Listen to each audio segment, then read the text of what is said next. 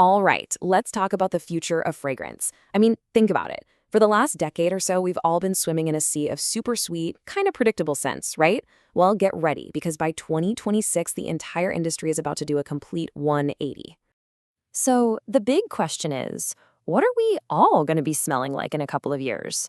What are those notes, those styles that are going to define the next era and become our new go-to signature scents? And here's the kicker. You might be surprised to find out that the answer isn't some crazy, futuristic, lab-grown molecule. No, it's actually something way more timeless, something classic, maybe even hiding right there in your grandmother's perfume cabinet. And that brings us to our first big idea, the scent pendulum. And believe me, it is swinging back hard, away from everything that's been popular for the last 10 years. I mean, just look at this contrast. It says it all, right? We are leaving behind this era of sugary, candy-like perfumes and those super simple, almost sterile, clean formulas. And where are we heading? Into a whole new world of scents with real texture, real depth, scents that feel like actual works of art. And let's be clear, this isn't just a tiny little course correction. This is a massive turning point. It's like we're making a clean break from this superficial stuff. We're moving away from fragrances that just smell, nice, and we're demanding scents that actually make you feel something deep down. The folks at Scent totally nailed it when they said this. This isn't just a couple of small indie brands doing their own thing anymore. No, this is a huge industry-wide shift back to complexity, back to perfumes with real character. And Christopher Chong from the House of Amouage, he really captured what people are feeling. He said customers are hungry for high-calorie perfumes. I love that phrase. We're talking about rich, powerful fragrances that stick around, that change and evolve on your skin, and that actually tell a story. Okay, so what does this all actually smell like? Let's start with those comfort scents we all know. The sweet, foodie fragrances that have been everywhere. The good news is they're not just vanishing. Instead, they're getting a major upgrade. And here's how they're evolving. That simple one-note vanilla, now it's being woven together with gorgeous florals like jasmine. That pistachio trend everyone loved, it's blowing up to include all kinds of other creamy, nutty notes. And we're seeing these fun, tangy berries thrown into the mix to give everything a bright new twist. This quote just says it all. As Michelle Faney from Floral Street points out, it's all about adding depth. These new food-inspired scents, they're not like a simple cupcake anymore. Oh no, they're like a ridiculously complex, multi-layered dessert from a fancy French bakery. They've grown up. All right, now for what might be the most surprising trend of all. We're seeing a massive comeback of what you might call old-fashioned perfumes. And I'm not just guessing here. Google searches for old-fashioned perfumes are up by, get this, 5,000%. That's insane. This is a genuine cultural moment, and it's being driven by a younger generation, a lot of them on social media, who are discovering these incredible classic fragrances for the very first time.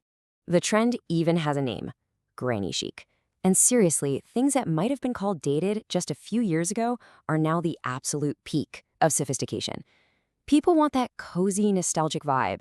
That feeling of burying your face in your grandma's sweater that always smelled of some beautiful, classic, powdery perfume.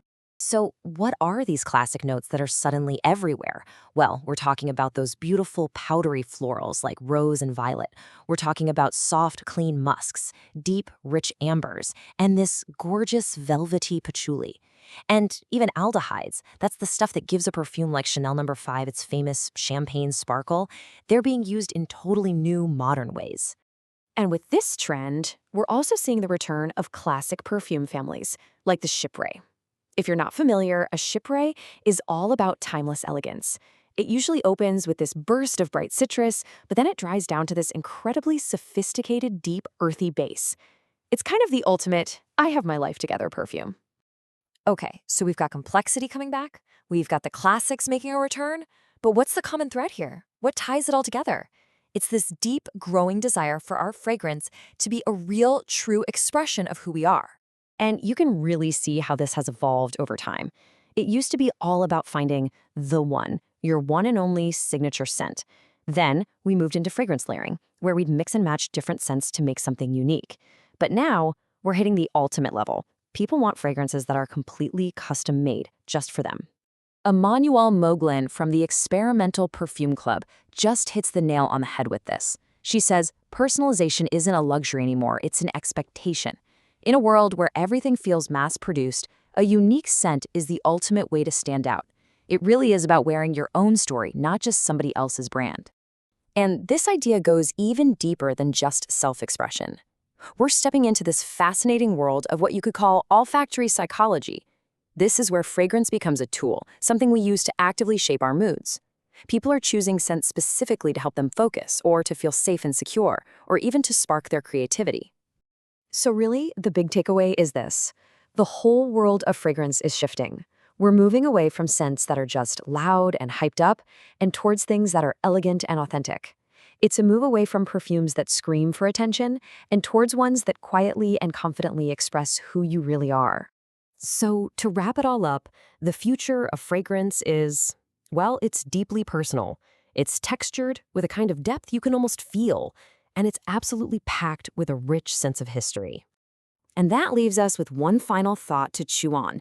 In this new era, where everything is about authenticity and artistry, your choice of scent is more than just a fragrance. It's a powerful statement. So the real question is, what story will your scent tell?